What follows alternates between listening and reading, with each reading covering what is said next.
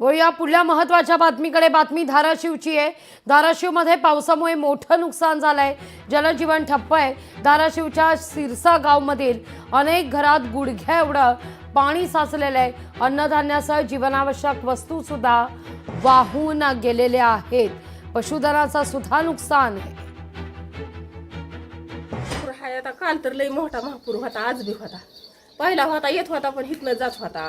थोडंफार मिरच्या भिजल्या, गहू भिजलं, ज्वारी भिजली, सगळं काहीच राहिलं नाही। 2 महिने झालं रानात काय सोयाबीन काढा येईना, उडीद गेलं आणि काय तुरी वंबाळून गेले आणि काय करायचं आता काय कसं काय खावं आता। देते ती लोक, तुम्ही आम्ही देता तीच खातोय राहतोय, काय करायचं आता। त्यांचं वाहून गेलंय, त्यांना खायला काय सुद्धा राहिलं नाही। ज्वारी बिवारी त्यांचं सगळं वाहून गेलंय। कमरे इतकं पाणी घरात होतं।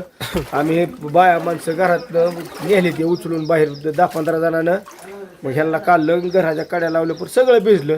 एकदम पाणी आलं, ती रडत होती। रडना का म्हणून आपलं ह्यांचा तर जीव वाचवला आम्ही। बाकीचं काय नाही, जाऊ द्या म्हणले, चला म्हणले तिकडे लोकांच्या घरी नेऊन झोपवलं त्यांना। जनावर नाही ती काय कोणाची गेलेली नाही, सगळी जनावर काढली, माणसं काढली सुरक्षित।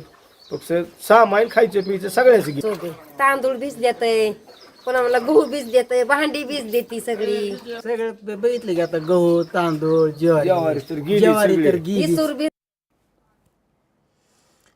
धाराशिवच्या आंबी गावातून भूमकडे जाणारा संपर्क मार्ग देखील तुटलेला आहे। त्यामुळे दुधना नदीवरील पूल आता पाण्याखाली गेल्यामुळे 2 गावांचा संपर्कही तुटताना पाहायला मिळतोय। रस्ते वाहतूक बंद आहे, तर खबरदारीचा उपाय म्हणून वीज पुरवठा देखील खंडित करण्यात आलेला आहे।